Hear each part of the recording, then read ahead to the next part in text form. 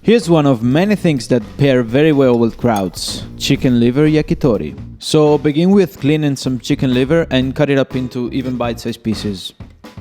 If you're luckier than me and find more than one chicken heart, split them in half and clean them from the blood. Now it's time to assemble the yakitori, so skewer them very nice and centered. And when you're finished, keep them in the fridge until you're ready to grill.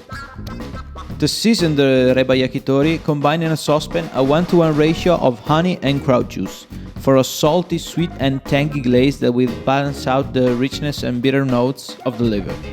Just heat it up to dissolve the honey and you're good to go.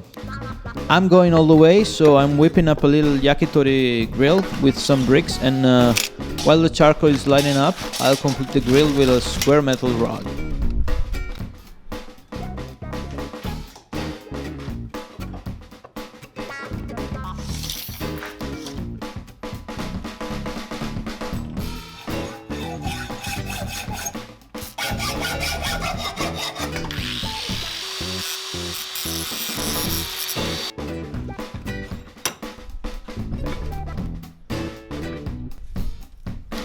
Once the charcoal is hot, it is grilling time.